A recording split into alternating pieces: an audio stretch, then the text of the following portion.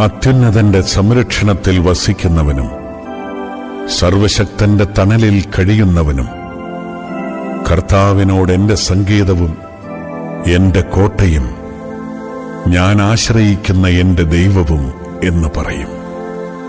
അവിടുന്ന് നിന്നെ വേടന്റെ കെണിയിൽ നിന്നും മാരകമായ മഹാമാരിയിൽ നിന്നും രക്ഷിക്കും.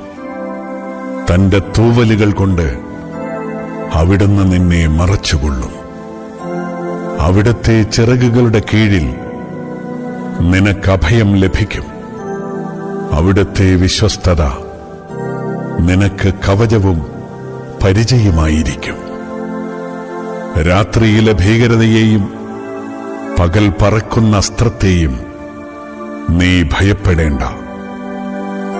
ഇരുട്ടിൽ സഞ്ചരിക്കുന്ന മഹാമാരിയെയും നട്ടുച്ചയ്ക്ക് വരുന്ന വിനാശത്തെയും നീ പേടിക്കേണ്ട.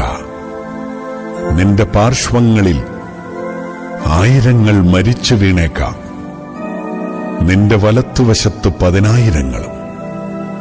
എങ്കിലും നിനക്കൊരനർത്ഥവും സംഭവിക്കുകയില്ല.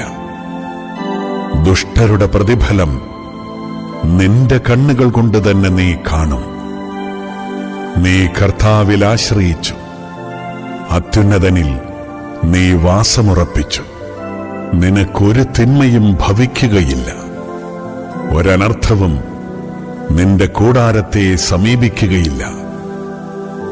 നിന്റെ വഴികളിൽ നിന്നെ കാത്തുപാലിക്കാൻ അവിടുന്ന് തന്റെ ദൂതന്മാരോട് കൽപ്പിക്കും.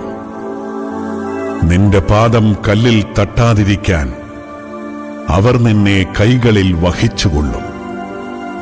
സിംഹത്തിന്റെയും അണലിയുടെയും മേൽ നീ ചവിട്ടി നടക്കും. യുവസിംഹത്തെയും സർപ്പത്തെയും നീ ചവിട്ടി മെതിക്കും.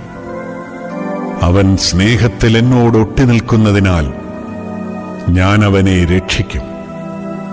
അവൻ എന്റെ നാമം അറിയുന്നതുകൊണ്ട് ഞാൻ അവനെ സംരക്ഷിക്കും. അവൻ എന്നെ വിളിച്ചപേക്ഷിക്കുമ്പോൾ ഞാൻ ഉത്തരമരുളും. അവന്റെ കഷ്ടതയിൽ ഞാൻ അവനോട് ചേർന്ന് നിൽക്കും. ഞാൻ അവനെ മോചിപ്പിക്കുകയും മഹത്വപ്പെടുത്തുകയും ചെയ്യും. ദീർഘായുസ് നൽകി ഞാൻ അവനെ സംതൃപ്തനാക്കും. എന്റെ രക്ഷ ഞാൻ അവന് കാണിച്ചു കൊടുക്കും.